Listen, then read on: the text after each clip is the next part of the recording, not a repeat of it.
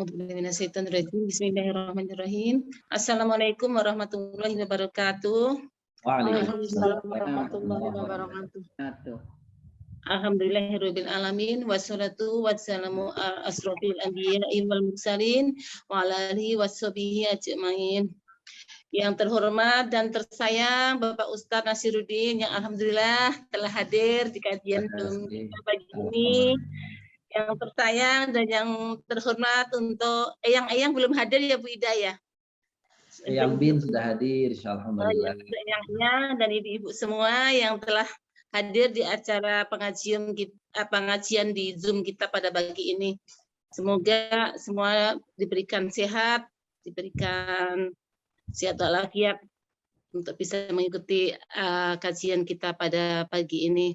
Puji dan syukur kami panjatkan kehadirat Allah Subhanahu wa taala yang telah memberikan banyak nikmat kepada kita, nikmat iman, nikmat sehat, nikmat Islam, sehingga kita semua bisa berkumpul dan mempelajari kitab suci kita Al-Quran pada pagi ini.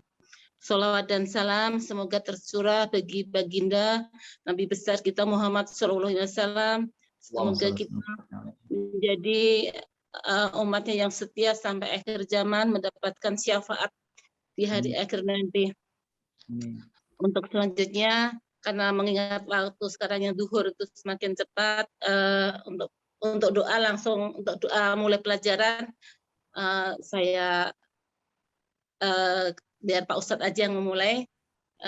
Kita mulai dengan Bismillahirrahmanirrahim. Kita mulai untuk kajian kita saat hari ini, pagi ini. Monggo Pak Ustadz. Baik, terima kasih Bu Haja Indah. Bismillahirrahmanirrahim. Assalamualaikum warahmatullahi wabarakatuh.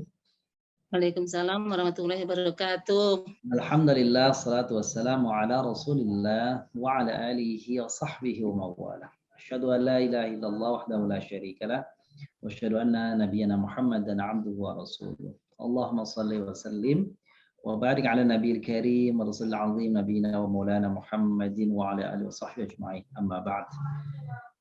Ayat wa sayyidat, para bunda yang kami muliakan, sebelum kita memulai ta'lim kita pada pagi hari ini, marilah kita terlebih dahulu membaca umul kitab, membaca surah Al-Fatihah dengan harapan semoga Allah SWT memberikan keberkahan pada keluarga kita, pada harta kita, pada apa yang kita miliki. Semoga Allah Subhanahu wa taala memberikan keberkahan dan menjaganya serta memberikan manfaat yang sebesar-besarnya, serta Allah jadikan pertemuan kita pada pagi hari ini pertemuan yang penuh makna, penuh manfaat, dan dijadikan pertemuan kita sebagai catatan amal kebaikan di sisi Allah Subhanahu wa taala. Amin ya rabbal alamin.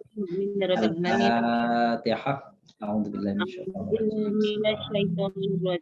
Bismillahirrahmanirrahim. Alhamdulillahirabbil alamin. Arrahmanirrahim. Maliki yaumiddin. Iyyaka na'budu wa iyyaka nasta'in. Ihdinas siratal mustaqim. Siratal ladzina an'amta 'alaihim ghairil maghdubi 'alaihim waladdallin. Amin. Sadaqallahul azim. Amin wa ya mujibas sa'ilin.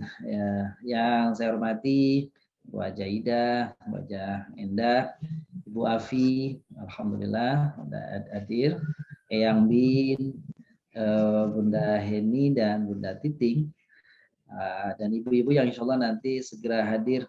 Ini yang pakai Galaxy siapa Bun?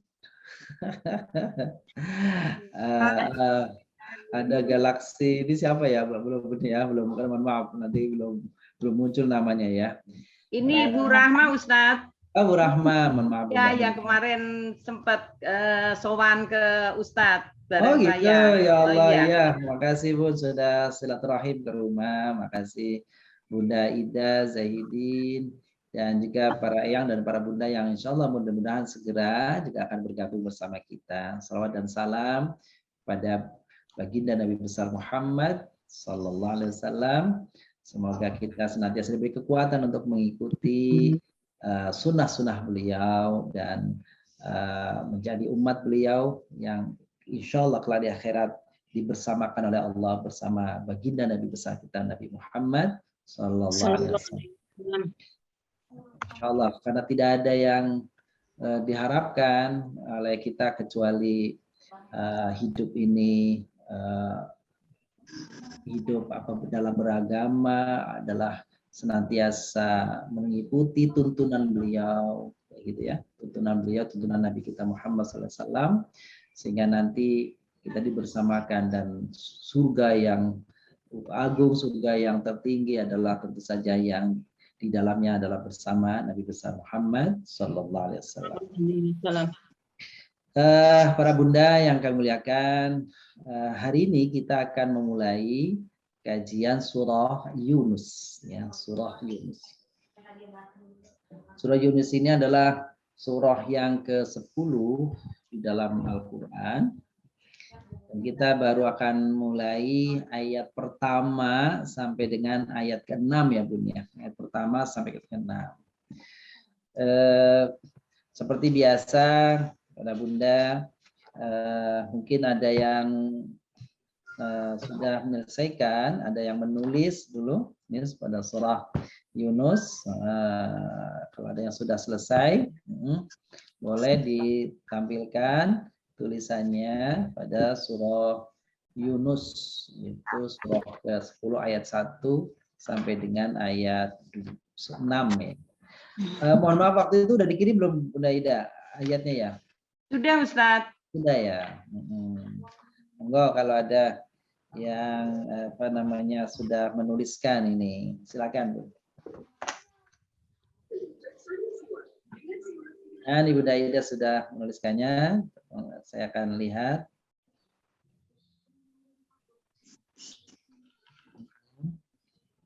Oh ini dia nih, jelas sekali.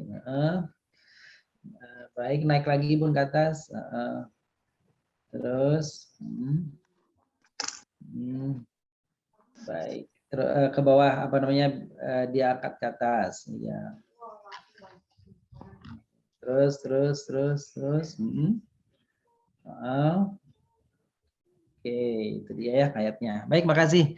Bunda. Yang lain ada Bunda yang sudah selesai barangkali? Kalau tidak, kita akan mencoba untuk mentilawahkannya, membaca. Silakan Bunda bisa lihat mushafnya,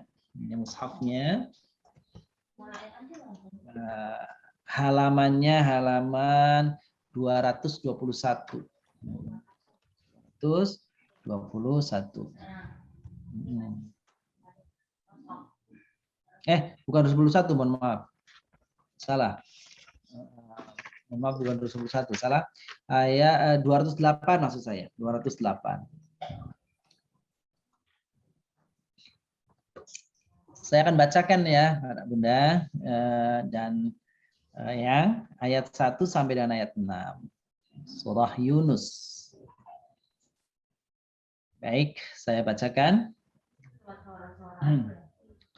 A'udzu billahi minasy syaithanir rajim.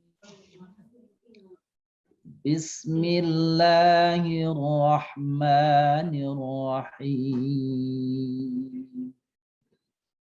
Alif Lam Ra. Tilka ayatul kitabil hakim. Akana linnasi ajaban an awhayna ila rajulin minhum an anzirin nas. أن أنذر الناس وبشر الذين آمنوا أن لهم قدم صدق عند ربهم.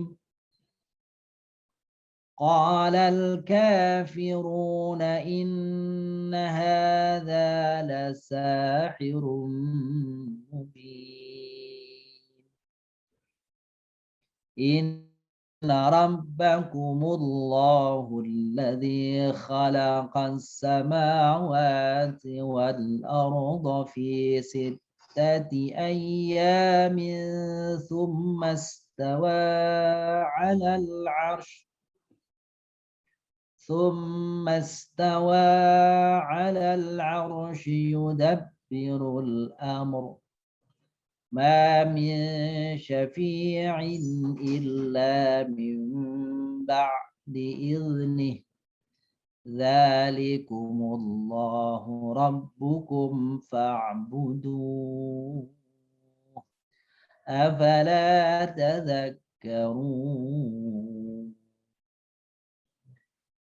إليه مرجعكم جميعا وعد الله حقا إنه يبدأ الخلق ثم يعيده ليجزي الذين آمنوا وعملوا الصالحات بالقسط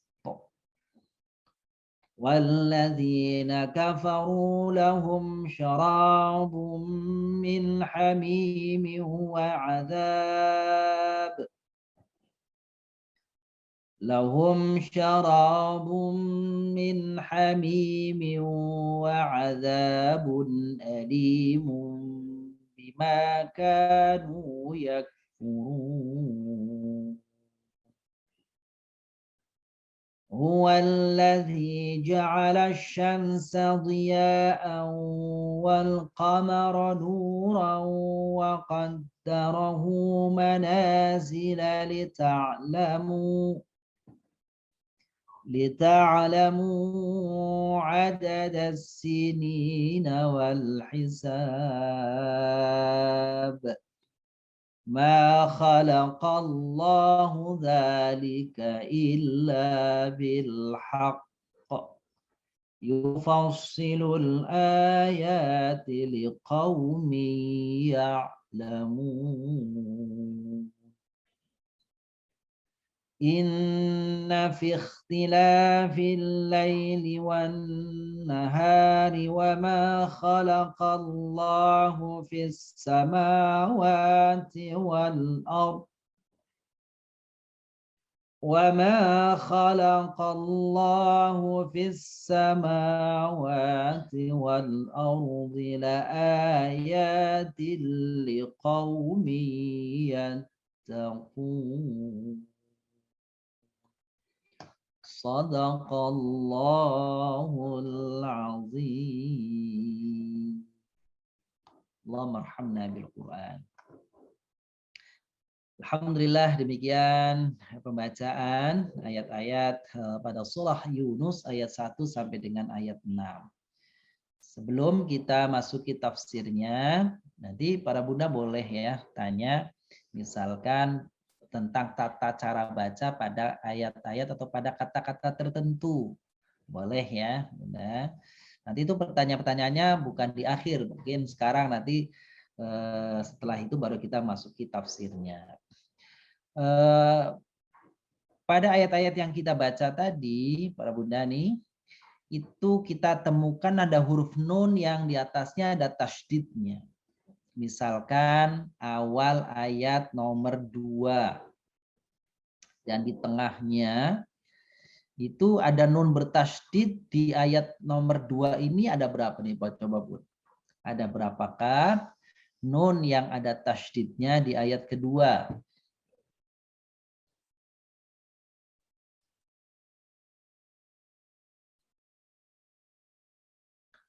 Jumlahnya ada berapa nih? Jumlahnya ada 4.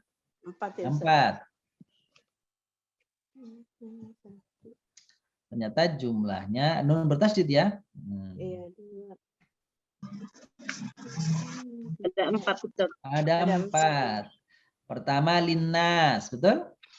Iya. Nah, sama juga yang nomor baris keduanya nas juga ya, anzirin nas. Kan gitu ya. Yang ketiganya anna. Betul ya? Dan yang terakhirnya inna. Inna, iya. Betul. Jika Bunda melihat atau menemukan ayat-ayat seperti ini, kata-kata seperti ini dalam ayat, maka cara bacanya ditahan 2 ketuk. Akana linnasi, gitu ya. Akana linnasi. Sama di bawahnya juga an anzirin nasa. Ya. Terus lanjut juga anna lahum qadama sidqin 'inda rabbihim. Dan yang terakhir inna ya. Ya. Qalal kafiruna inna hadza lasahirun mubin. Nah, gitu. Jadi setiap kali ketemu kata nun bertasydid itu maka dibaca didengungkan lalu ditahan 2 ketuk. Inna. Jadi ada bunyinya itu apa namanya di hidung tuh. Inna. Jadi cara mengujinya kalau itu sudah sampai apa namanya betul di hidung itu, kalau hidungnya ditutup itu nggak bunyi Bun. Ya, kalau hidungnya itu nggak muncul tuh. Nah itu cara menguji gunnah itu di situ. Gitu harus ada di hidung. Nah, gitu cara mengujinya itu ya. Sama mim bertasydid juga itu sahirum mubin gitu ya. Jadi mim bertasydid juga sama itu. Nun bertasydid, mim bertasydid itu dibaca gunnah, ditahan 2 ketuk. Baik, insyaallah itu cara baca. Gitu ya Bun ya. Nah, adakah yang lain yang ingin ditanyakan mungkin dalam cara baca sebelum kita memasuki tafsir? Nah, untuk setiap akhir ayat yang modelnya ada matobi di akhirnya nih, ayat 1, ayat 2, 3, 4, 5, 6 semuanya ada matobi di akhir. Ada wawu mati sebelum huruf terakhir, ada ya mati sebelum terakhir, begitu? Maka itu pilihannya Bunda bisa memilihnya 4 ketuk atau sampai dengan 6 ketuk. Boleh panjang. Jadi kalau ayat pertama setelah alif lam ra tilka ayatul kitabil hakim. Jadi dibacanya panjang. Boleh 6, boleh 4, boleh 2. 2 ketuk. Kalau yang pendek tilka ayatul kitabil hakim. Nah, dengan syarat nanti ke bawahnya akhir ayatnya semuanya sama panjangnya begitu. Ayat kedua akhirannya la sahirum mubin. Terus yang ayat ketiga afa tadzakkarun. Jadi kalau misalkan mau membacakan ada matobi yang di akhir namanya mad arid lisukun seperti itu, ada wawu mati, ada ya mati sebelum huruf terakhir, maka boleh ibu-ibu boleh bacanya 2 ketuk lamanya, 4 ketuk lamanya atau 6 ketuk lamanya. Ya. Baik, saya kira itu dengan cara baca. Baik, Bunda. Kita coba lihat tafsirnya. Apa pesan-pesan Allah di dalam surah apa namanya surah Yunus ayat 1 sampai dengan ayat 6 ini. Baik Bunda. Mudah-mudahan sudah tampak di layar Bunda semua. Ini dia. Tafsir Al-Qur'an surah Yunus ayat 1 sampai 6. Kita di majelis Ummahat Asmaul Husna. Jadi Ummahat majelis aduh ini ada suara.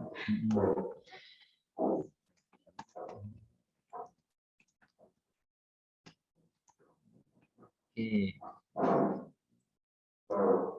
Baik.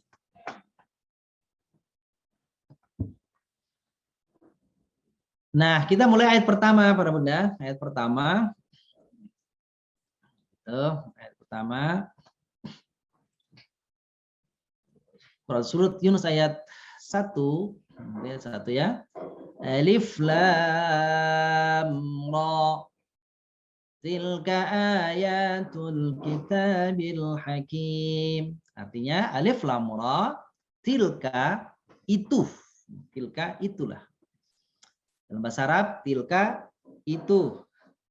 Hadza ini. Zalika itu juga, tapi untuk bentuk laki-laki, ya. Kalau perempuan tilka. Tilka ayatul kitabil hakim, itulah ayat-ayat Alkitab. Alkitab di sini maksudnya Al-Qur'an. Al-Hakim yang penuh dengan hikmah. Ayat-ayat Al-Qur'an yang penuh dengan hikmah. Nah, ibu-ibu bisa diperhatikan bahwa ayat-ayat kita, ayat Al-Qur'an kita ini ada yang modelnya seperti itu, apa namanya, surat awal surah surat Yunus ini nih. Ya, surat Yunus ini nih. Yaitu depannya pakai huruf-huruf yang berdiri sendiri. Ternyata di dalam Al-Qur'an surat-surat yang diawali dengan model alif lam mim begitu ya, dengan huruf-huruf potongan begini nih, jumlahnya 29. Nah, subhanallahnya apa Bun? Itu sama dengan huruf-huruf hijaiyah. Jadi awal-awal surat yang diawali dengan kata-kata dengan huruf-huruf hijaiyah seperti ini, itu ternyata jumlahnya 29. Cara membacanya, kalau di awal-awal yang jumlahnya 29 ini, maka yang dibaca adalah, para bunda, adalah nama daripada hurufnya ya. Nama hurufnya yang dibaca.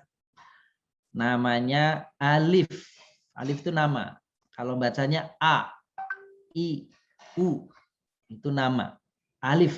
Kalau A, I, U bukan nama. Ya. Apalagi misalnya lam. Namanya lam.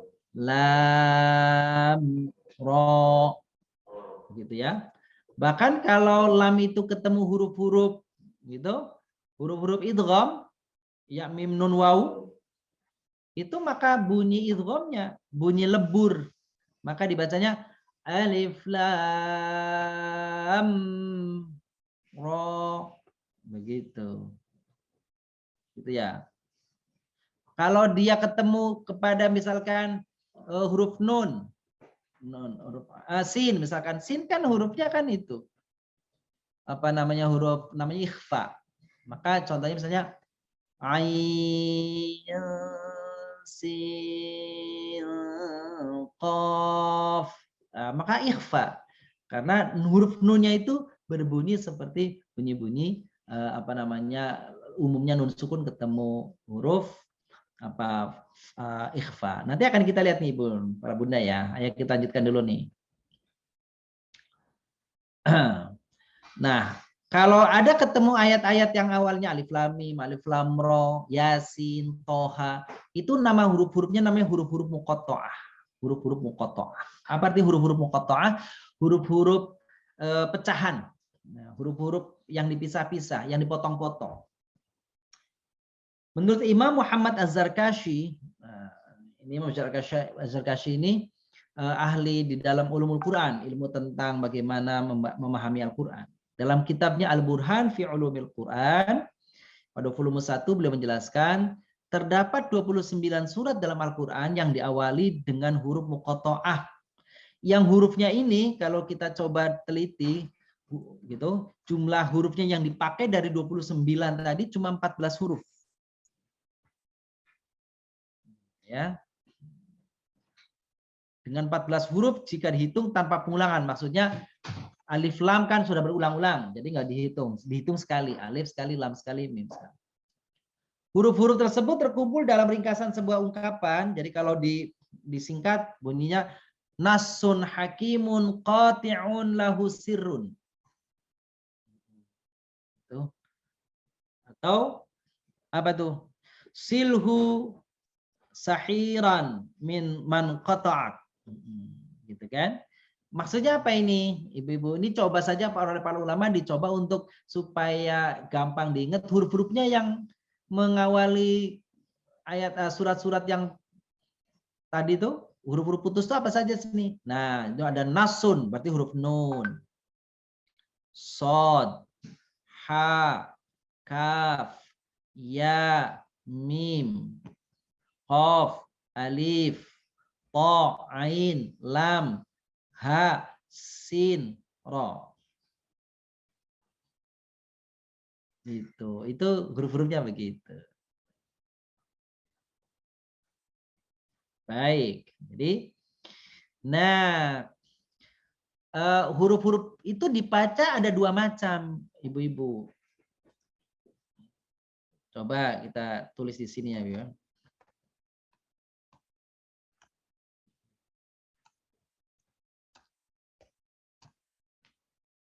Ini dia, kalau yang lainnya begini.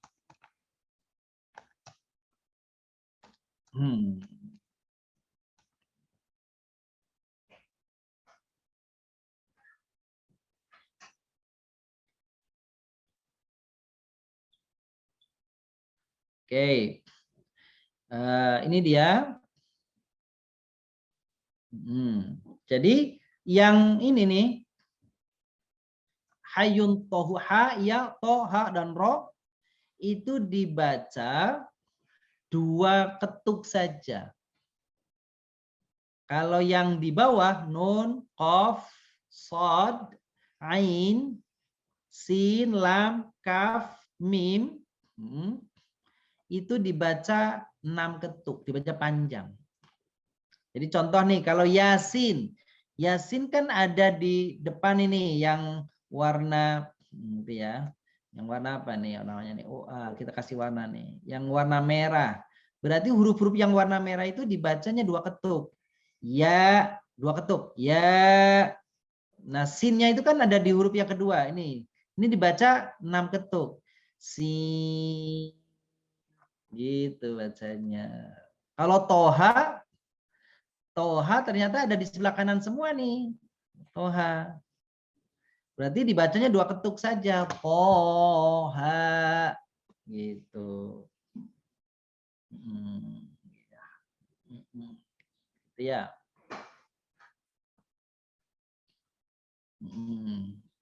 Jadi hayun tohirun. Salah. Hayun tohirun. Nah, jadi alif ini dibaca pendek. Alif gitu.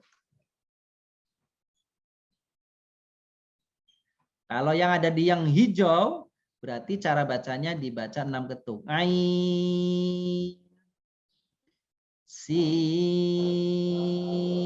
gitu ya. Itu cara bacanya begitu. Baik, alhamdulillah. Itu cara bacanya. Maafin ada suara kencang sebelah sini.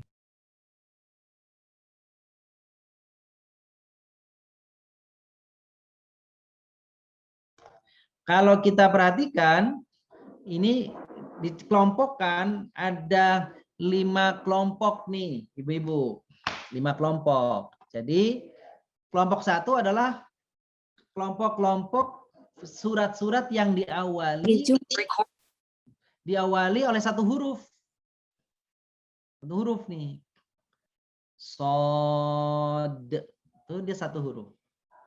Qaf, 1 huruf. Al-qalam, nun saja. Nun.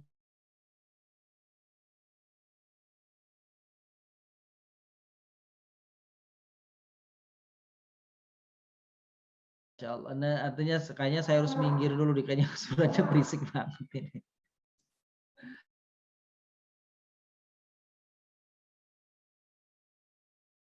Baik, coba ibu-ibu perhatikan, dibaca dulu nih.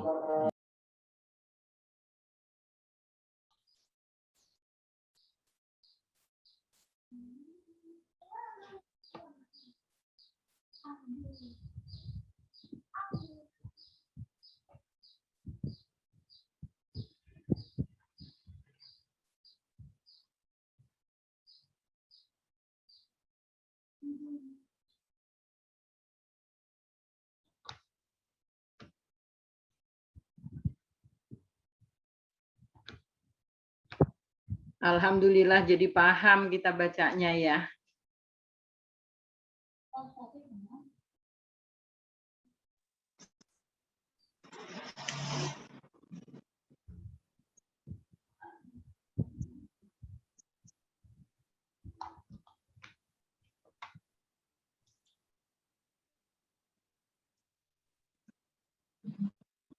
Baik, Ibu-ibu. Nih, mohon maaf ya, jadi ini ada gangguan.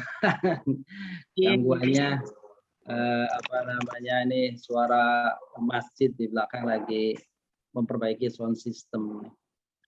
Oh iya Ustadz. Baik, saya lanjutkan aja Bu nih ya. Iya Ustadz, silakan.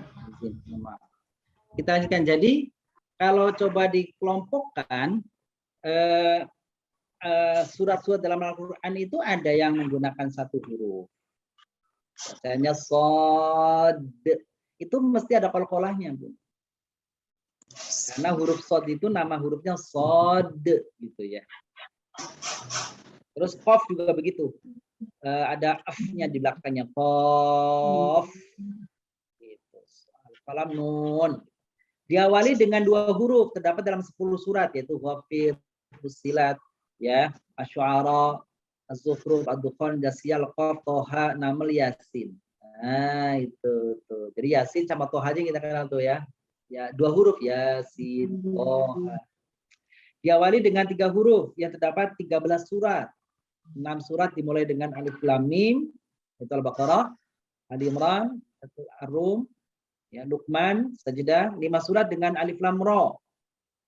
Alif Lam Ra. Surah Yunus, Hud yang tadi tuh, Yusuf, Ibrahim, Al-Hijr. 2 surat dengan ta, huruf to, sim, mim. To, sim, mim. Gitu.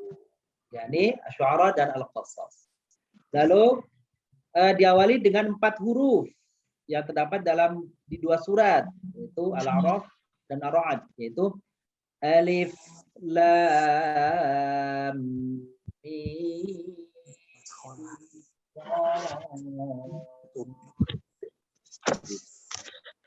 Terus yang terakhir Alif Lam Mim Ra nih. Alif Lam Mim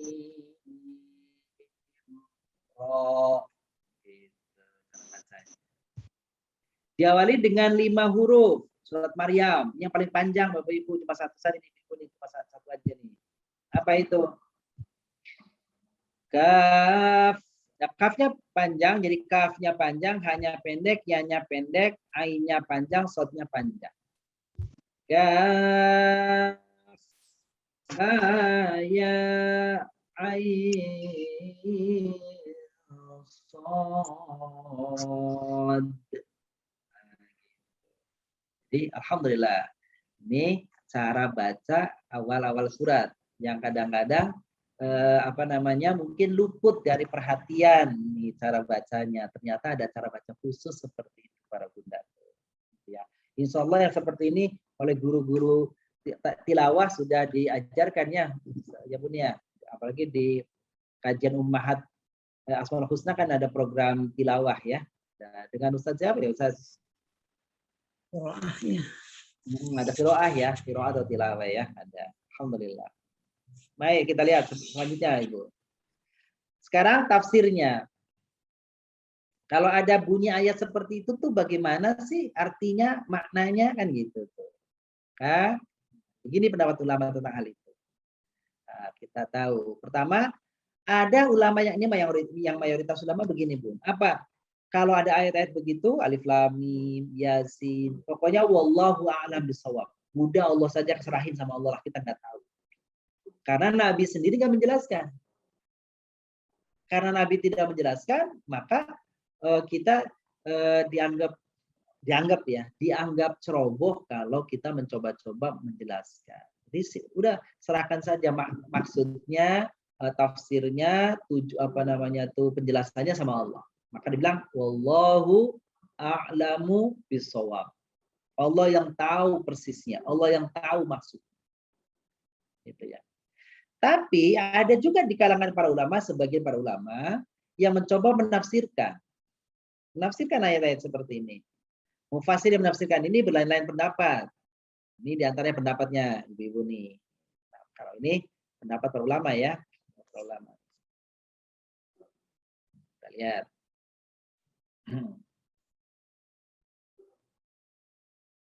Nah, pertama, ada yang berpendapat apa? Bahwa huruf-huruf itu adalah isyarat, singkatan. Nah, ini kata pendapat pertama, singkatan. Dari kata-kata umpamanya alif lam mim, alifnya Allah, artinya begitu tuh. Lamnya diambil Jibril, itu lam. Mimnya Muhammad. Ada yang begitu kata. Ya, ya boleh saja sih kan gitu. Tapi ini kan dugaan. Ya. Jadi ada yang mengatakan seperti itu. Ada yang misalkan alif lam mim, gitu kan? Alifnya Allah, lamnya Al-Quran, mimnya kepada Muhammad. Seperti Allah menurunkan Al-Quran kepada Muhammad. Tapi sekali lagi itu tafsiran para ulama yang Rasulullah sendiri tidak memberikan tafsiran tentang hal ini. Yang kedua, ada yang berpendapat bahwa huruf-huruf itu adalah nama dari surat yang dimulai dengan huruf-huruf itu. Jadi Alif Lam Mim ya namanya surat Alif Lam Mim.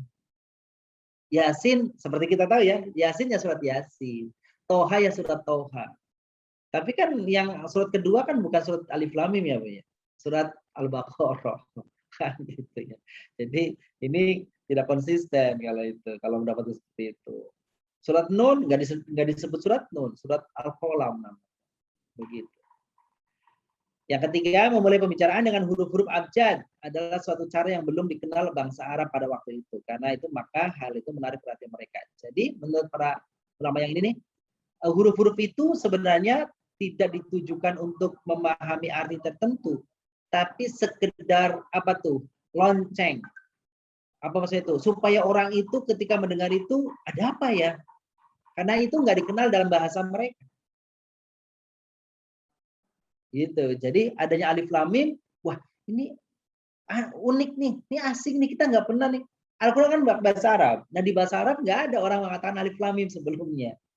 Nggak pernah ada mengatakan alif lam. Jadi sesuatu kata yang baru, yang unik, dalam tanda petik aneh juga menjadikan orang ingin tahu apa ya. Gitu. Jadi untuk menarik perhatian pendengarnya. Jadi apa itu ya? Alif lam mim, dzalikal kitabul la. Oh, gitu.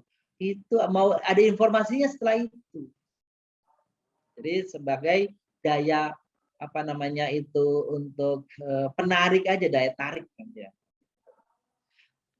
Yang D, nah ini nih yang D sebagai tantangan, untuk tantangan. Ya.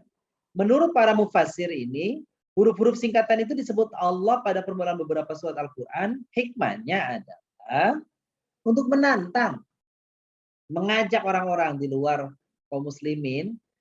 Tantangan itu bunyinya kira-kira begini. Al-Quran ini diturunkan dalam bahasa Arab. Yaitu, hai orang-orang Quraisy, bahasa kamu sendiri. Yang tersusun dari huruf-huruf singkatan. Maka kalau kamu tidak percaya bahwa Al-Quran itu datangnya dari Allah, bukan dari Nabi Muhammad SAW, begitu, maka apa itu? Maka cobalah oleh kalian buatlah Al-Quran, buatlah ayat seperti Al-Quran. Coba bisa nggak kalian buat? Gitu. Al-Quran menantang tuh. Dari mulai dulu 1400 tahun yang lalu sampai sekarang, sampai hari akhir. Al-Quran masih menantang orang-orang yang bisa membuat Al-Quran. Ayo siapa yang bisa bikin? Kan bahasa Arab, orang-orang Arab kan bisa bikin. Coba saja. Gitu. Sebab Al-Quran bukan cuma rangkaian kata-kata, rangkaian kalimat. Bukan. Tetapi selain daripada itu, ada keindahan kata-katanya, ada keindahan maknanya, ada puitisasi di dalam bunyi-bunyinya, dan lebih daripada itu, memiliki mukjizat. Tuh yang tidak bisa orang apa namanya buat di situnya. Kalau rangkaian kalimatnya bahasa Arab mah bisa, banyak orang yang bisa. Tapi kandungannya, kemukjizatannya, rangkaiannya begitu indah. Ada yang mengatakan, ini mengatakan Bapak Ibu yang kebanyakan nih, alif lam mim itu konon katanya apa? Alif lam mim itu kalau dihitung huruf-hurufnya, Ibu yang kebanyakan, di surat Al-Baqarah itu huruf yang paling pertama paling banyak adalah alif. Lalu huruf terbanyak kedua adalah lam, huruf terbanyak ketiga adalah mim. Gitu. Wah, tentu ini waktu itu tidak diketahui. Ini kan belakangan saja ketika ada sistem computerizing ya, yang bisa orang itu menghitung. Kalau Yasin konon katanya huruf ya adalah yang paling sedikit. Huruf sedikit kedua adalah sin. Wallahu alam. Nah, itu kemujizatan. Gitu ya. Bagaimana Al-Qur'an mengajak orang, menantang orang supaya ayo buat oleh kalian kalau kalian bisa. Dan ternyata dicoba oleh orang-orang, ibu-ibu. Dicoba dibuat oleh Musayyam al-Kadzdzab. Begitu, oleh tokoh-tokoh itu. Ternyata begitu mereka coba kemukakan, nih bisa nih. Belum juga mereka itu menafsirkan, belum juga menjelaskan, udah ditertawakan oleh kaum. Kenapa ditertawakan? Karena ternyata isinya remeh. Contoh, ada surat Fil. Dulu dibuat surat Fil. Kan? Pengen menyaingi surat Al-Filnya Al-Quran. Alam tara kaifa fa'ala rabbuka bi ashabil fil. Itu kan Al-Qur'annya. Musayyam al-Kadzdzab membuat surat Al-Fil juga. Maka bilang Al-Fil, gajah. Terus selanjutnya apa itu gajah? Wa ma adraka mal fil. Gajah adalah hewan yang belalainya panjang, badannya besar, kupingnya gede. Nah itu diketawain orang, nggak ada artinya. Cuma deskripsi menjelaskan tentang gajah. Tapi Al-Quran bicara tentang ayat itu peristiwa masa lalu, peristiwa masa depan, dan banyak hal. Itulah titik kemujizatan yang orang tidak bisa membuat ayat-ayat semisal Al-Quran. Nah, ya, kalau yang saya pernah baca, saya dengar ada tokoh mualaf ya yang masyhur itu, namanya Dr. Syafi Antonio ya, Syafi Antonio. Ya. Itu Ustaz Syafi Antonio. Oh bukan Syafi Antonio, mohon maaf. Ini Ustaz Felix Shaw. Ustaz Felix Shaw itu kan Tionghoa ya. Tionghoa, beliau pernah bercerita tuh tentang sejarah beliau masuk Islam. Yang pernah saya dengar, beliau katakan dulu waktu SMA begitu membaca ayat ini tuh. Gitu ya. Qul in kuntum fi raibin mimma nazzala ala 'abdina fa'tu bi suratin min mithlih. Itu dia terkagum dengan itu. Tentang tantangan Al-Qur'an. Jika kalian ragu, cobalah buat ayat yang seperti ini. Beliau berpikir, ini berarti bukan dari orang ini, Al-Qur'an ini dibuat dari bukan sembarang, ini berarti dibuat oleh yang Maha Kuasa, yaitu Allah. Nah, disitulah beliau tertarik dan kemudian akhirnya beliau masuk Islam. Itu yang beliau pernah sampaikan tentang sejarah latar belakang keislaman Ustaz Felix Shaw ya. Kita lanjutkan nih Ibu yang berikutnya. Ayat kedua, kana linnasi ajaban an auhayna ila rajulin minhum an anzirin nasa wa basyiril ladzina amanu anna lahum qadama sidqin 'inda rabbihim. Qala al-kafiruna inna hadza lasahirun mubin. Ya. Orang-orang Quraisy itu heran. Orang-orang Quraisy itu mempertanyakan. Begitu juga orang-orang Yahudi mempertanyakan ya, tentang kerasulan Muhammad. Kok yang dikirim kok Muhammad sih? Orangnya dari keluarga biasa saja, ayahnya bahkan mohon maaf, miskin, ibunya miskin, dia juga lahir dalam keadaan yatim. Masa nabinya begini sih, kira-kira begitu. Akan alidasi ajaban. Gitu. Apakah manusia itu pada heran bahwa kami memberikan wahyu itu kepada seseorang ya, di antara mereka yang ternyata seseorang ini dari sisi status sosial apa? Ya, anak yatim. Ya, datang dari orang miskin. Itu tuh. Maka perintah kepada Nabi Muhammad, an-anzirin nasa, berilah peringatan kepada manusia dan berilah kabar gembira kepada orang-orang yang beriman bahwa mereka mempunyai kedudukan yang tinggi di sisi Tuhan mereka. Orang-orang kafir, qalal kafiruna inna hadzal sahir mubin, orang-orang kafir itu berkata, sesungguhnya dia Muhammad la sahirum mubin, adalah seorang penyihir. Kenapa penyihir? Itu karena ternyata Nabi Muhammad bisa mendatangkan mukjizat. Nggak percaya mereka, justru menuduh Nabi Muhammad seorang penyihir. Banyak kasus-kasusnya bagaimana Rasulullah SAW diminta untuk menunjukkan begitu bukti-bukti kekuasaan Allah. Begitu dibuktikan kekuasaannya, ternyata mereka mengatakan, oh ini cuma sihir. Saat misalkan sepulang dari Rasulullah SAW itu Isra Mi'raj, masih di di Mekah, kira-kira tahun ke-10 kenabian, itu pulang kembali dari sana itu Rasulullah SAW itu ditanya sama orang, gitu ya, diuji sama orang, gitu ya, apa buktimu bahwa kamu benar-benar telah melakukan perjalanan ya, ke Baitul Maqdis di Palestina, lalu ke Sidratul Muntaha ke langit ke-7, lalu pulang lagi ke Mekah ini dalam waktu semalam. Buktikan apa buktinya? Nah, salah satu bukti yang Rasulullah SAW sampaikan itu adalah seperti ini. Coba kamu jaga orang yang ada dalam perjalanan menuju Mekah di pintu gerbang, tanyakan kepada mereka apa yang terjadi dengan tampah ya, tanpa tempat air minum mereka, gitu kan? Terus apa yang terjadi dengan anak kambing mereka, gitu ya, begitu. Memang kenapa?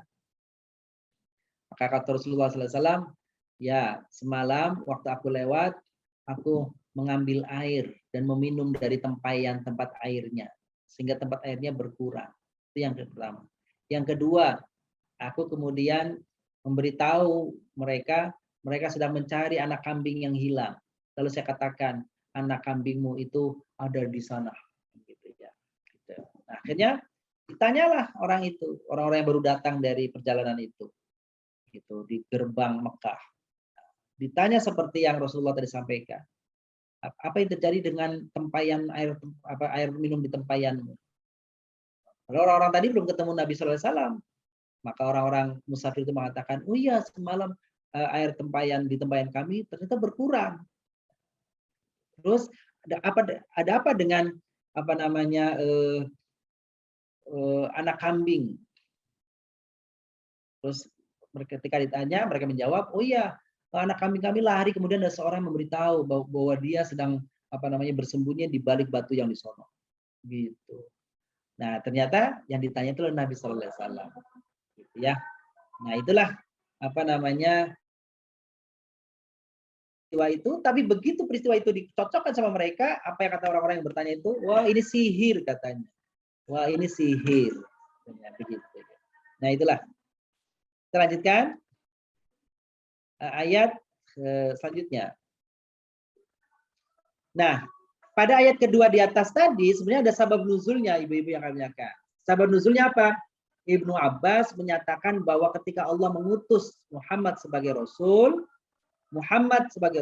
orang-orang kafir mengingkarinya dengan mengatakan Allah jauh lebih mulia dari mengangkat manusia menjadi Rasul seperti Muhammad. Maka turunlah ayat ini. Jadi mereka menganggap Nabi Muhammad itu diutus. Harusnya Allah mengutusnya orang yang lebih mulia daripada itu.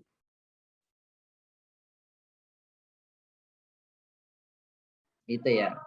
Itu ayat sebab turunnya nih.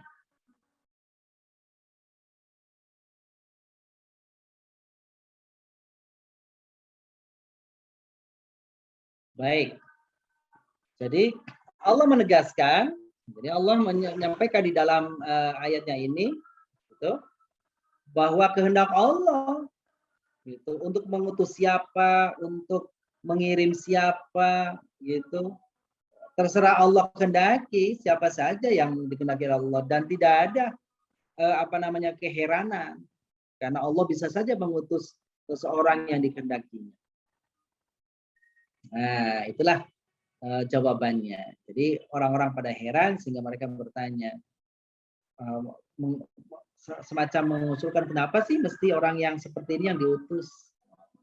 Tentu diutusnya Rasulullah karena beliau orang yang dikenal dari semenjak remaja, semenjak ada beliau orang yang jujur, maka beliau digelari sebagai Al-Amin. Seperti itu. Baik. Selanjutkan.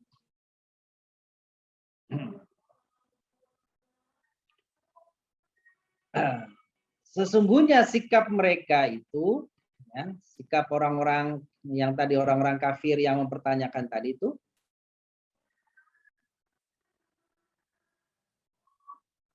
itu bukan saja didapati, bukan saja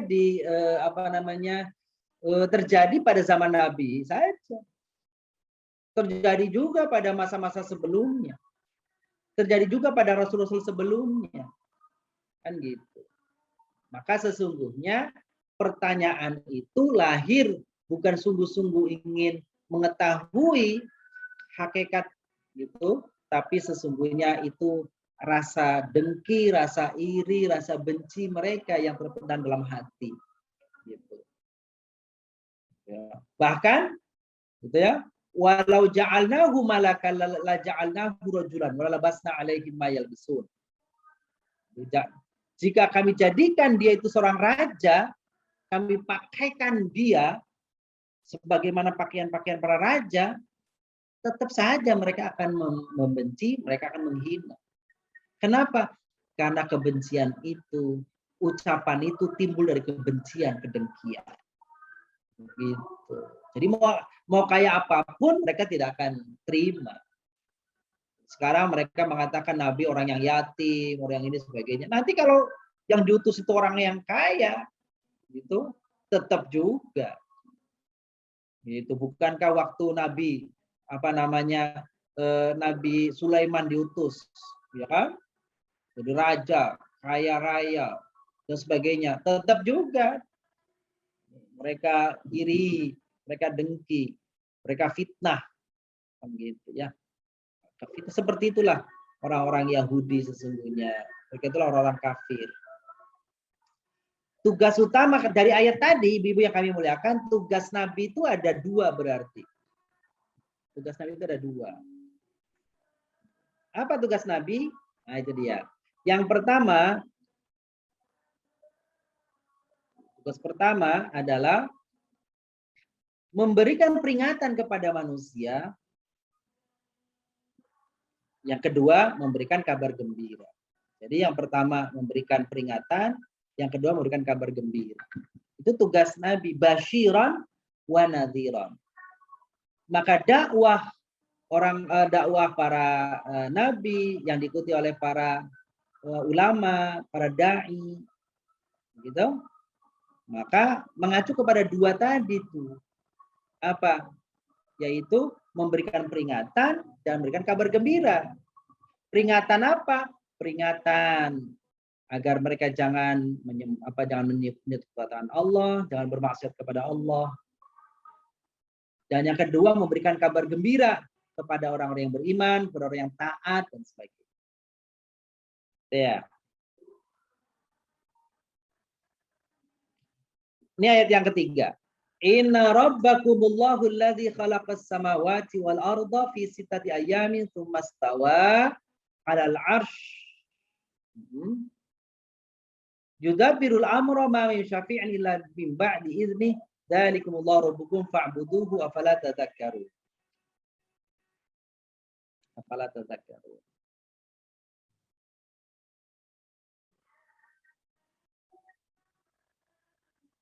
Artinya Bapak Ibu?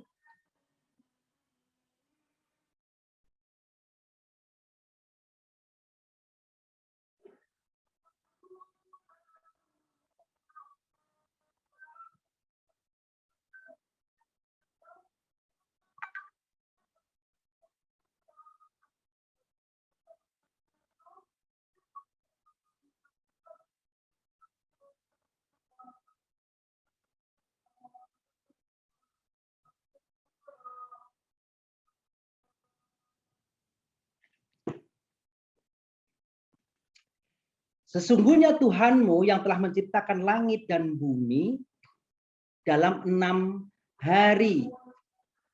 6 hari itu ya.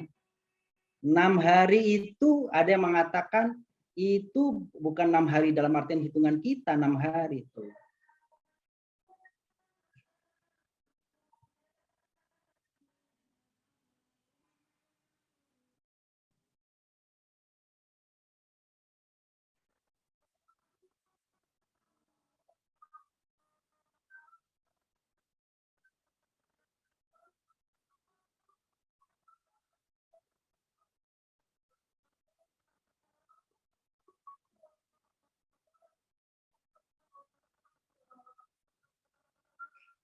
Baik.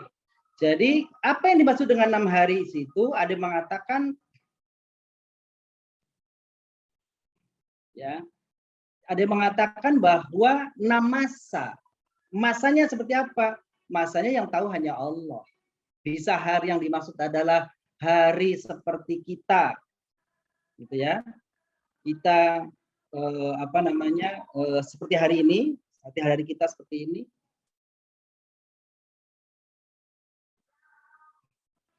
Gitu. Atau hari yang misalnya hari itu masa, itu bisa juga. Ya masa ya. Jadi tidak ada yang tahu persisnya yang dimaksud hari itu apa. Ya, dikatakan masa. Tsumastawa 'alal 'arsy, kemudian dan naik ke arasy. Kemudian naik dia ke arasy. Allah yudabbirul amr, mengatur segala urusan. Ma min syafi'in illa min ba'di izni. Tidak ada seorang pun pemberi syafaat kecuali dari Allah SWT. Dzalikumullahu rabbukum fa'buduh.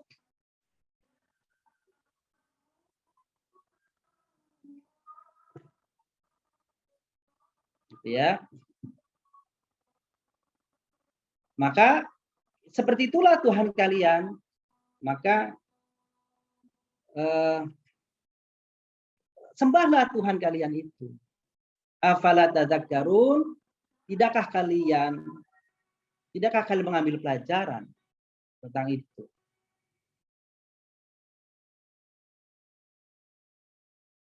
Gitu.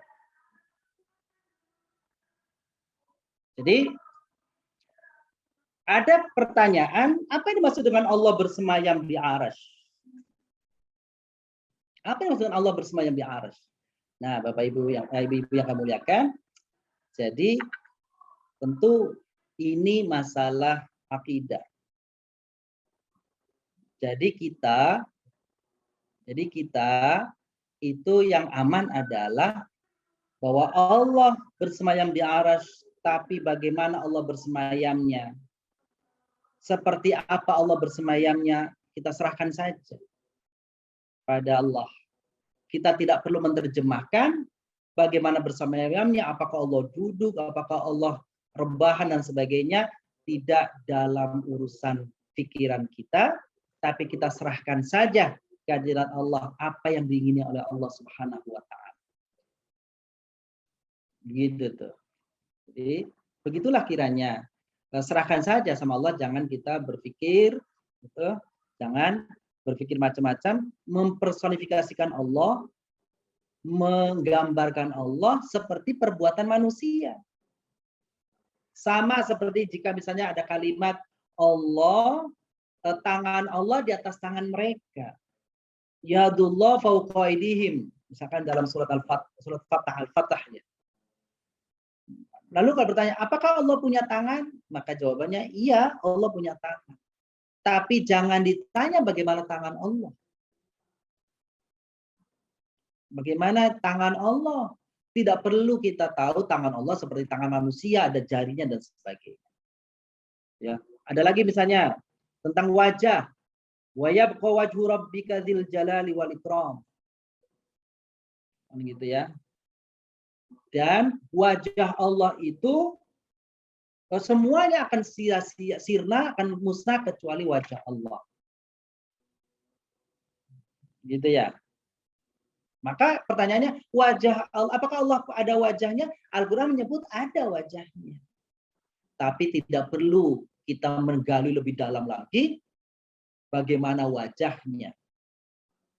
Ada apa di wajahnya? Seperti apa bentuk wajahnya? Enggak perlu. Gitu ya. Itu yang Bapak Ibu amalkan. Jadi ya sudah kita yakini, kita ikutin itu bagaimana apa yang disebut dalam Al-Qur'an, tetapi kita tidak perlu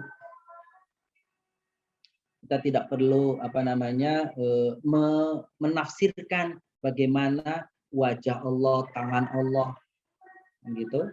Serahkan saja kepada Allah. Wallahu a'lam bishawab. Nah, tentang kata yudabirul amr, Allah mengatur urusan, mengatur segala makhluknya itu.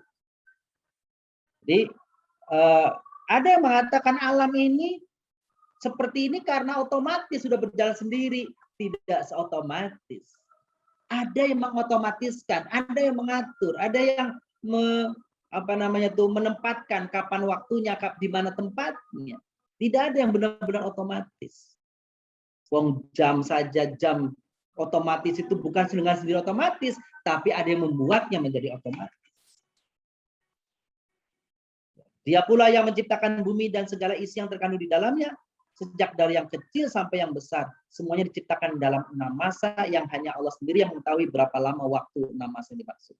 Jadi semua ciptaan dari mulai yang kecil, remeh, virus, atom, Newton yang mungkin nggak tampak oleh mata kita, semua diciptakan oleh Allah. Dan masing-masing memiliki fungsi, memiliki tempat dan ruang waktunya. Begitu.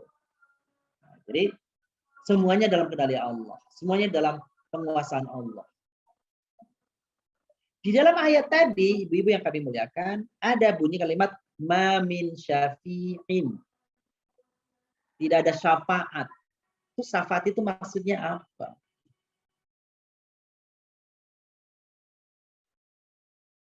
Yang dimaksud dengan syafaat di sini adalah pertolongan para malaikat. Nabi dan orang-orang saleh, ya, itu juga akan memberi syafaat. Nih ibu-ibu yang kami muliakan kita nih, mudah-mudahan ya sesama kita nih jamaah orang-orang yang saleh akan saling memberikan pertolongan. Namanya syafaat. Tetapi syafaat gitu, itu adalah yang besar ada dari Rasulullah Sallallahu Alaihi Wasallam. Itu. Tapi tidak ada yang benar-benar mendapatkan diberi kesempatan untuk memberi syafaat kecuali semuanya atas izin Allah. Gitu. Dan Rasulullah sudah menyebut bagaimana posisi beliau dalam hal ini.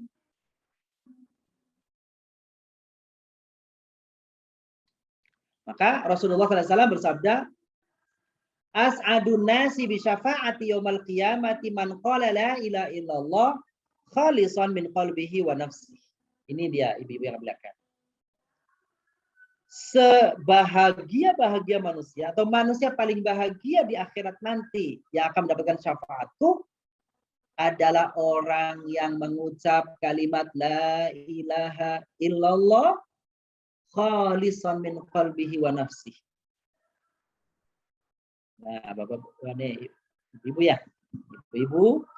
Jadi setelah kita sholat, sempatkan kita membaca la ilaha illallah yang betul-betul dengan penuh kekhusyuan, penuh penghayatan, penuh makna. Begitu ya, penuh makna, penuh penghayatan. Karena kalau begitu saja mengucapkannya tidak dari hati, begitu, maka ini kurang sempurna. Hadirkan dalam hati kita ketika mengucap la ilaha illallah, faham maknanya tidak ada Tuhan selain Allah.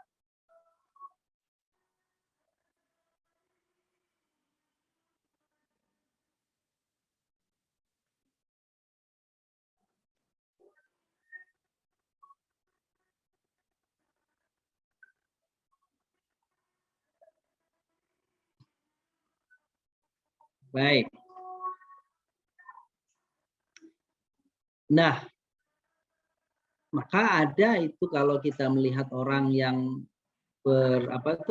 mengucapkan la ilaha illallah itu dengan penuh kekhusyuan. Itu ada maknanya ibu-ibu kalau ada orang itu menggoyangkan kepalanya ke arah kanan, ke kiri, lalu ke bawah. Itu tidak semata-mata goyang-goyang saja. Itu ada maknanya. Itu bagian penghayatan. Biasanya hal seperti ini dilakukan oleh saudara kita di para ahli tariqat namanya, tarekat gitu ya, yang mencoba untuk melafazkan, menzikirkan, mengingat Allah dengan penuh penghayatan. Jadi kalau di menggeleng ke kanan lah semata seperti dia sedang menolak, tidak ada Tuhan. La ilaha illallah, lalu menghujamkan ke bawah, seperti merasuk ke dalam hati bahwa Tuhan, tidak ada Tuhan, hanya Allah hadir dalam hatinya. Nah, begitu.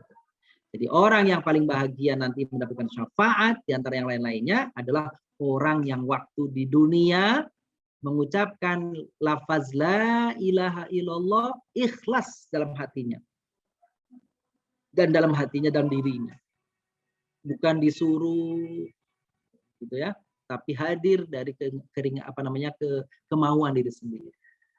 Nah, itu biasanya kalau diucapkannya oleh sendiri-sendiri gitu ya, bukan disuruh orang, tetapi hadir dari keinginan sendiri. Gitu ya. Baik, selanjutnya ilaihi marji'ukum jami'an wa'dallahi haqqa innahu yabda'ul khalqa thumma yu'iduh liyajziyal ladzina amanu wa 'amilus shalihati bil qist wal ladzina kafaru lahum syarabun min hamim wa 'adzabun alim bima kanu yakfurun. Kepada Allah atau hanya kepada Allah lah semuanya akan kembali. Yang mukmin, yang kafir, semuanya akan kembali kepada Allah. Kembali untuk apa? Kembali untuk diperhitungkan, dihisab. Dan wa'dallahi haqqa, dan janji Allah terhadap hal itu pasti benar adanya. Benar adanya. Innahu yabda'ul khalqa tsumma yu'iduh. Kan gitu. Sesungguhnya dialah yang memulai penciptaan dan kemudian mengembalikannya. Allah yang pertama kali menciptakan manusia. Allah yang menciptakan manusia untuk dahulu, lalu kemudian diwafatkan, lalu kemudian dikembalikan lagi. Untuk apa? Tujuannya menghidupkan kembali manusia tidak lain dan bukan adalah untuk membalas. Kalau dia baik dengan balasan yang baik, berlipat ganda. Kalau dia berbuat buruk, maka diberi dengan balasan keburukan. Bila balasan kebaikan hadir di dalam surganya Allah, balasan keburukan akan dilemparkan dalam nerakanya Allah. Nah, itu. Jadi kalau tidak ada hari pembalasan, tidak ada hari kebangkitan, tidak ada hari akhirat nanti, pertanyaannya ngapain orang susah-susah payah-payah beribadah? Kalau cuma untuk di dunia selesai, nggak ada lagi waktu dibangkitkan. Untuk apa repot-repot kita ibadah? Justru karena kita ingin mengharapkan nanti balasan terbaik di sisi Allah di akhirat nanti setelah kematian, maka itulah yang dilakukan oleh orang-orang bersungguh-sungguh dalam beribadah kepada Allah, dalam melakukan kebaikan apa saja yang diridhoi oleh Allah. Dalam rangka apa? Ingin meraih kebahagiaan setelah kematian nanti. Itulah sesungguhnya kehidupan yang hakiki. Lahiyal hayawan, itulah kehidupan yang sesungguhnya. Ya, itulah kehidupan yang sesungguhnya. Kehidupan dunia ada batasnya. Kehidupan dunia ada masanya. Berapa tahun sih? 80 tahun, 90 tahun.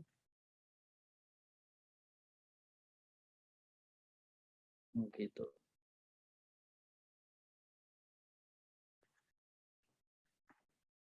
Jadi kehidupan yang sesungguhnya nanti di akhirat nanti. Gitu ya, Bapak Ibu. Oke. Selanjutnya, Tadi sudah ya, tempat kembalinya Allah sudah.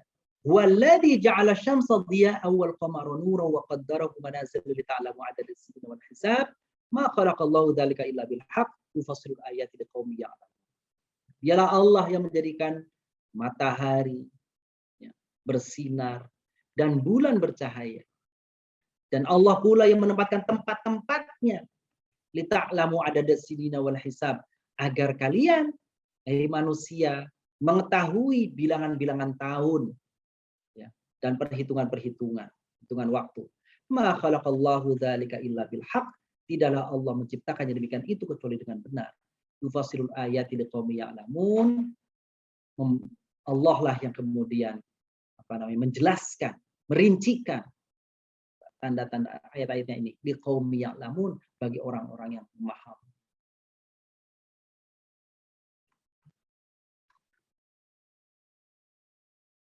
Gitu. Jadi pergantian matahari, bulan hilang, muncul matahari lenyap, tunggul bulan, itu semuanya ternyata ada fungsinya bagi manusia. Dari sisi waktu. Ibu yang kami muliakan, kalau kita bicara tentang sholat, maka sholat itu semuanya merujuk kepada perputaran matahari. Coba di dalam fikih. Di dalam fikih, perhatikan di dalam fikih. Apa itu? Maghrib, kita mulai mulai subuh dulu ya. Subuh mulai munculnya fajar yang shadiq, fajar yang benar, sinar yang sesungguhnya, kan gitu. Timbul mulailah datang waktu fajar. Subuh kapan selesai? Waktu matahari mulai terbit. Matahari naik sepenggalan, waktu duha. Matahari terus di tengah-tengah, persis, itu namanya istiwa. Belum masuk zuhur. Kalau dia bergeser sedikit ke barat sehingga ada bayangan kita, kalau kita berdiri di lapangan lalu ada bayangan kita sudah bergeser dari tubuh kita, itu namanya waktu zuhur masuk. Begitu nanti bayangan kita sama dengan kitanya, sama bendanya, waktu asar masuk. Waktu mataharinya terbenam, tiba waktu maghrib. Tapi masih ada mega merah, masih agak kuning-kuningnya. Kalau kuning-kuningnya udah hilang, namanya isya. Nah itu matahari itu. Gitu ya. Sekarang saja kita tidak melihat matahari karena sudah ada jam, di mana-mana sudah ada pengatur waktu sholat, kan gampang. Tapi kalau misalkan tidak ada jam, nah itu kalau waktu sholat. Kalau tanggalan ibu-ibu yang kami muliakan, tanggalan kapan? Kalau saya sih, ya karena ngomong aja ya. Kalau saya mengatakan begini, lebih lebih fair tanggalan Islam dari tanggalan nasional. Kalau tanggalan nasional berdasarkan waktu, bukan berdasarkan alam. Kalau tanggalan Islam, masuk tanggal itu maghrib, saat terbenam. Itu tanggalan ibu-ibu, tanggal 1 mulai. Itulah mengapa kalau kita hari raya, mulainya hari raya itu teng maghrib takbiran. Karena tanggal 1-nya bukan besok, tanggal 1-nya maghrib. Itu tuh maghrib tanggal 1. Kenapa kalau kita misalkan puasa, selesainya di maghrib? Karena memang bermula tanggal baru, akhir daripada hari. Hari itu berakhir di maghrib. Mulai lagi setelah maghrib. Begitu terus. Itu fair, nggak ada tanggal, nggak ada jam, nggak ada apa. Kalau maghrib pokoknya tanggalan baru. Kalau nasional kan nggak, tanggal jam 12 malam. Gitu ya. Jam 12 malam tandanya apa? Nggak ada tandanya, nggak jelas tandanya. Kecuali jam. Tapi kalau tanggal hijriyah itu memulainya dari mulai maghrib. Teng maghrib masuk tanggal baru. Gitu ya. Oke. Itu untungnya kita memahami peredaran matahari dan bulan.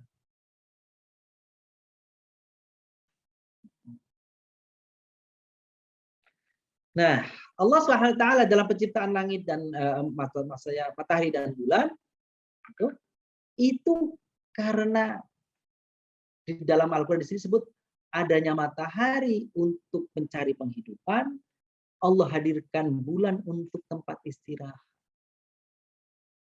Gitu. Maka matahari terik bisa untuk manfaat yang luar biasa. Ada manfaat kesehatan di sana, ada manfaat penyerbukan ada di sana, ada manfaat untuk orang bisa beraktivitas di sana. Sementara kalau bulan teduh, adem, nyaman untuk beristirahat. Maka dibilang wa ja'alnal laila libasan wa ja'alnan nahara ma'asya. Apa artinya? Kami jadikan malam tempat kalian beristirahat. Wa ja'alnan nahara ma'asya, dan kami jadikan siang dengan terik mataharinya terang benderang. Untuk apa? Untuk kalian cari penghidupan. Gitu ya. Oke, kita skip saja. Jadi kalau adanya matahari dan bulan itu sesungguhnya melahirkan juga apa yang disebut dengan hukum gravitas. Hukum gravitasi. Wa qaddarahu manazila li ta'lamu adadas sinin. Nanti gravitasi oleh tokoh-tokohnya akan dijelaskan. Tapi gravitasi itu lahir karena adanya perputaran. Gitu ya. Bumi, maka ada saat laut itu ibu-ibu kenapa di tanggal purnama itu laut itu ombaknya tinggi dibanding yang lain-lain? Karena tingkat gravitasinya tinggi. Nah, seperti itu. Kita lanjutkan ayatnya, inna fi ikhtilafil laili wan nahar wa ma khalaqallahu fis samawati wal ard la ayatin liqaumin yattaqun. Ya. Apa nih? Sesungguhnya pada penciptaan malam dan siang dan apa-apa yang Allah ciptakan di langit dan di bumi, la ayatin adalah menjadi tanda-tanda. Bagi siapa? Bagi orang yang bertakwa. Jadi kalau melihatnya adalah dengan iman, apa saja yang muncul di bumi, di langit, semuanya itu akan menambah kemantapan kita, akan menambah keyakinan kita akan hadirnya, akan ada keberadaan Allah Subhanahu wa Ta'ala. Karena tidak mungkin alam ini muncul dengan sendirinya. Tidak mungkin matahari ini bergerak dengan sendirinya. Semuanya diatur, semuanya telah ditentukan oleh Allah Subhanahu wa Ta'ala. Ibu-ibu yang kami muliakan, demikian uraian singkat gitu ya tentang ayat-ayat pada surah Yunus ayat 1 sampai dengan ayat 6. Ya, nanti mungkin penjelasan lebih panjangnya nanti akan kami share ke ibu-ibu semua. Jadi penjelasan-penjelasan tentang ayat yang tadi kita bahas. Tadi saya sampaikan poin-poin yang dianggap penting berkaitan dengan ayat-ayat yang kita bahas. Selanjutnya barangkali ada kesempatan untuk bertanya. Sekali lagi mohon maaf ini ibu-ibu yang kami akan tadi ada gangguan ya, ini karena persis banget nih ya di depannya nih masjid. Terus lagi ada begitu tuh ngetes ini jadi terganggu ya. Mohon maaf atas tadi ada gangguan di awal. Silakan ibu-ibu yang muliakan, mungkin ada yang ingin tanyakan Ibu Endah, saya kembalikan ke Bunda Endah. Silakan Bu. Terima kasih Ustaz atas ilmunya buat kita. Ibu-ibu silahkan kalau ada yang mau ditanyakan pada Ustadz, ada yang belum jelas atau pertanyaan lain boleh ya Ustadz, silahkan. Ibu monggo. Monggo. Silakan, Ibu. Ada yang tanyakan seputar apa yang tadi dijelaskan, gitu monggo.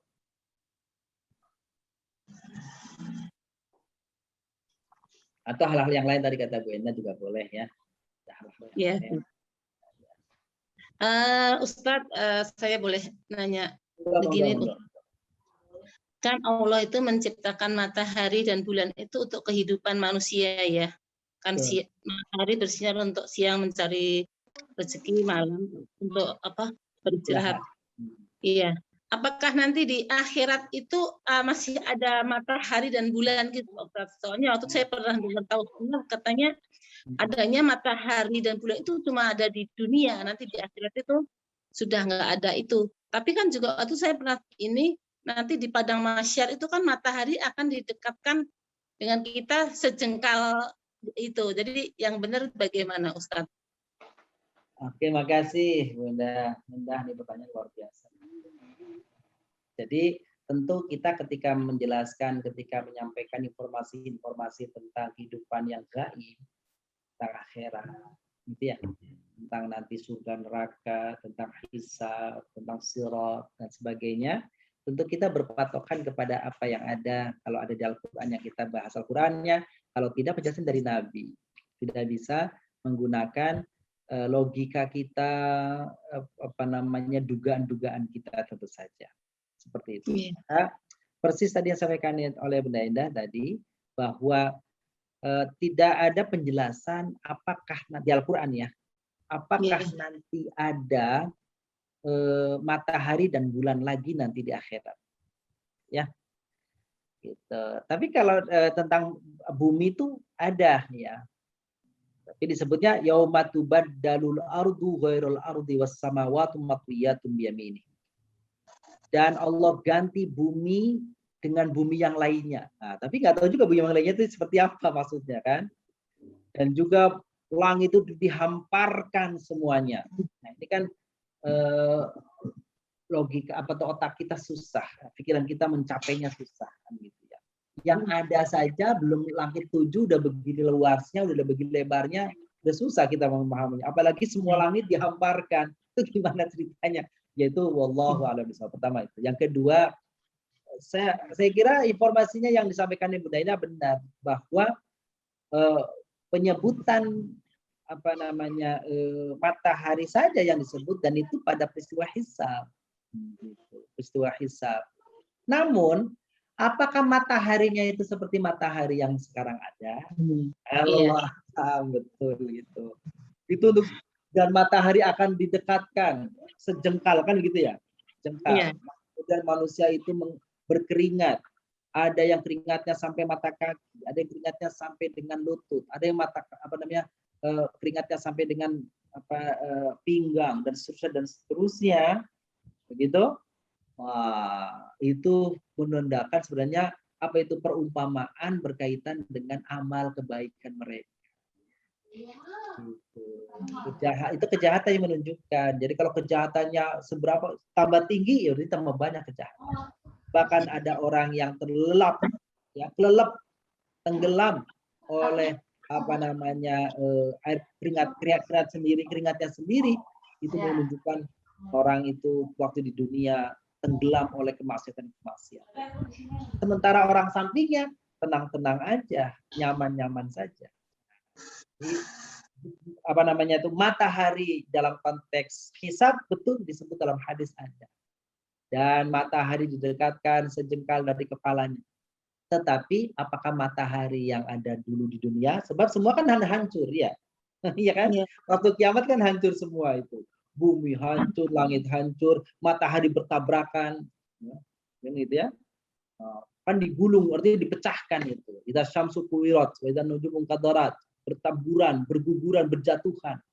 Nah, pertanyaannya apakah matahari yang ada nanti di alam hisab itu matahari yang sekarang? Wallahu a'lam bishawab. Kita nggak tahu.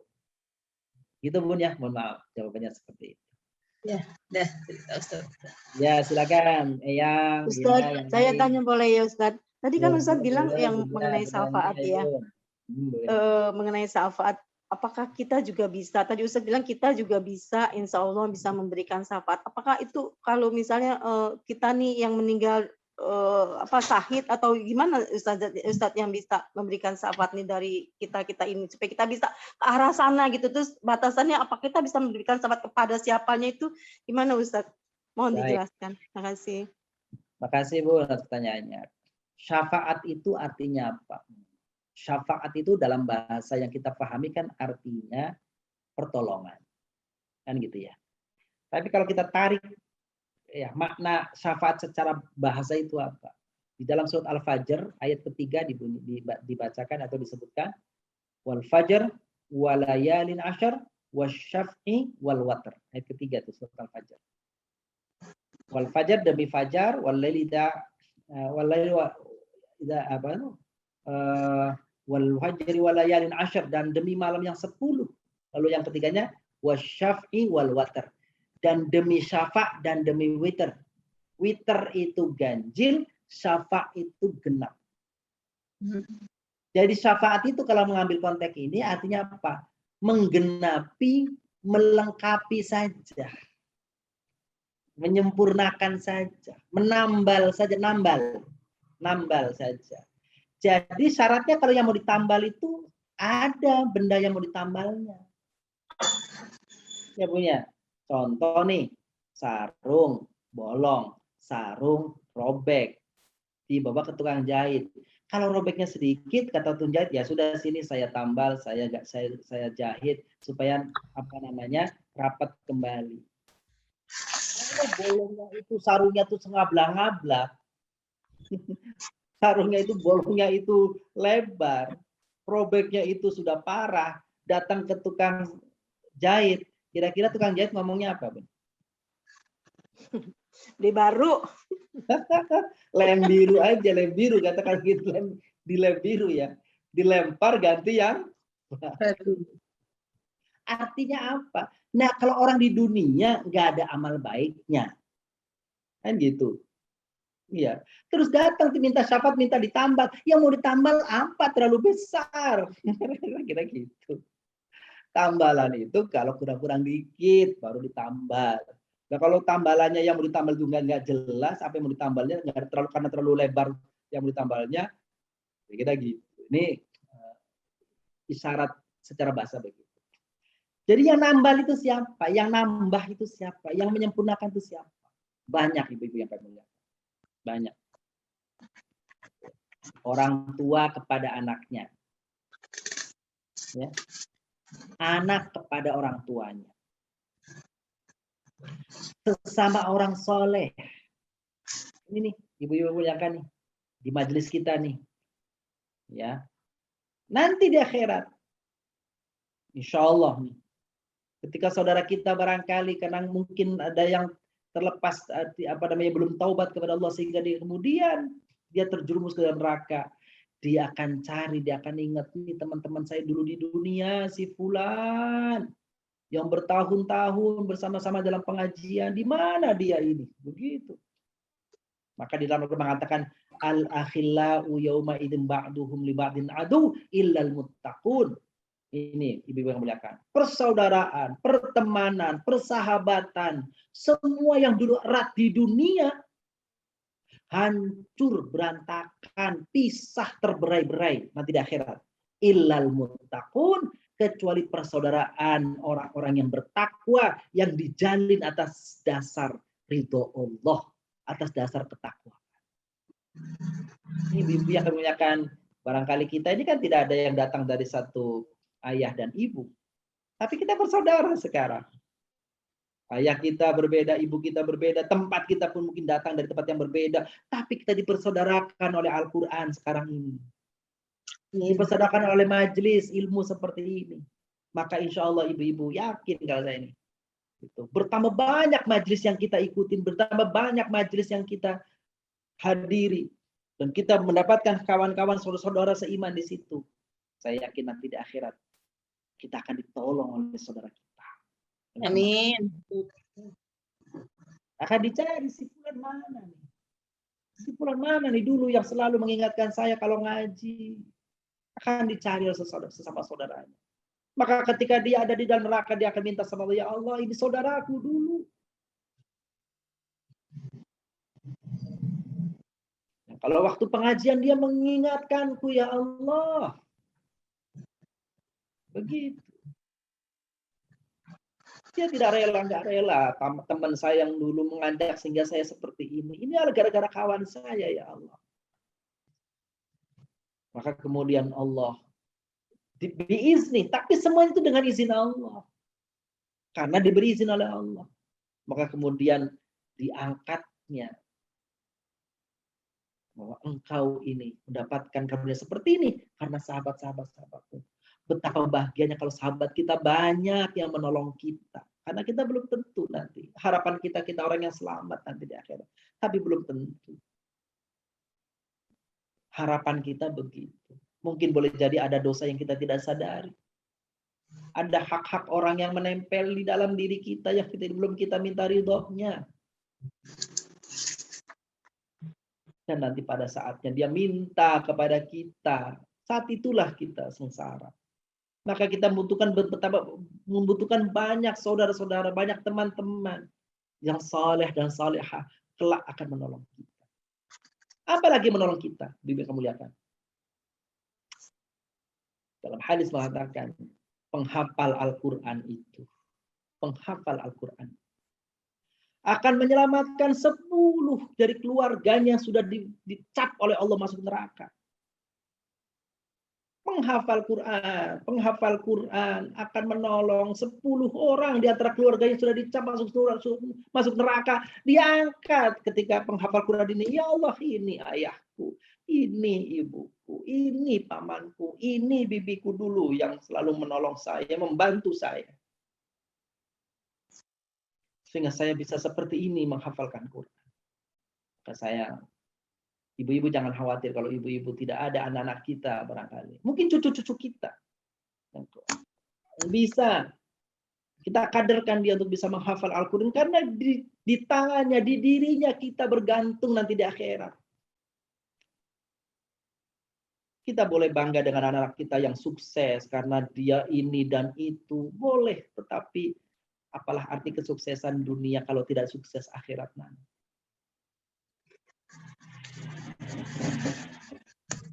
Maka para penghafal Quran yang akan menolong kita. Ternyata anak kita sudah lewat, nggak ada.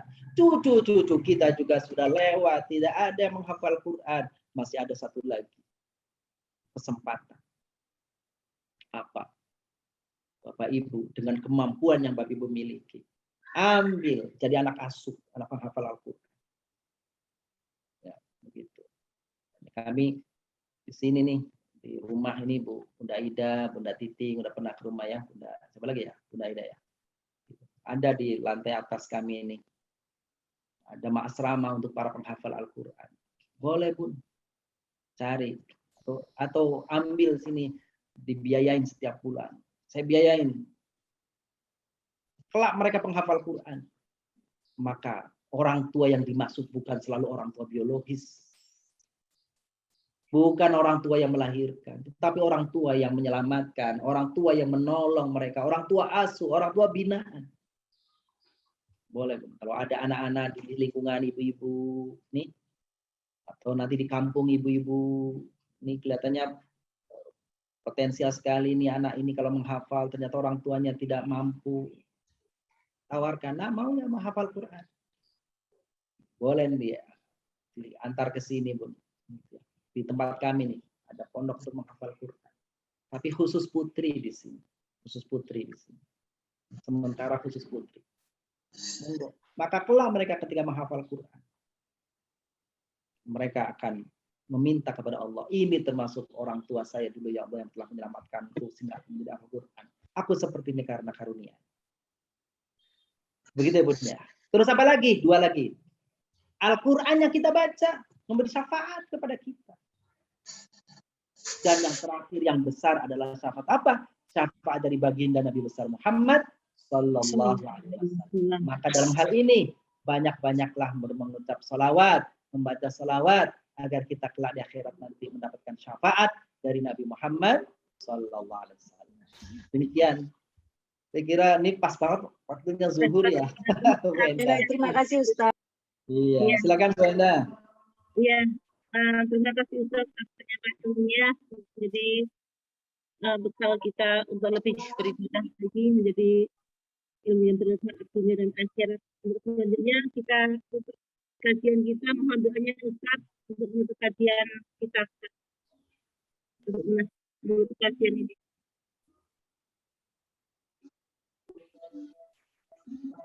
Baik, Allahumma shalli wa sallim wa barik ala Nabi Muhammad wa ala alihi wa sahbihi ajma'in. Allahumma anfa'na bima 'allamtana wa 'allimna 'uluman tanfa'una. Allahumma arzuqna fahman nabiyyin wa hifdzal mursalin wa ilhamal malaikatil muqarrabin bi rahmatika arhamar rahimin. Allahumma ij'alna min ummati nabiyina Muhammadin al-musyaffa'ina yaumal qiyamah bi rahmatika wa judika ya rahman ya rahim. Rabbana atina fid dunya hasanah wa fil akhirati hasanah wa qina adzabannar walhamdulillahi rabbil alamin.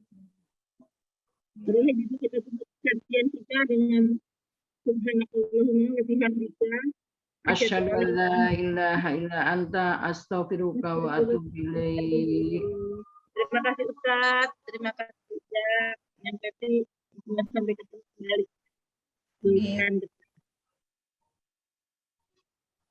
Terima kasih Bu Ida, Bu Enda, Pak Ustadz. Assalamualaikum. Mohon Terima kasih Pak Ustadz. Terima kasih. Tidak, sudah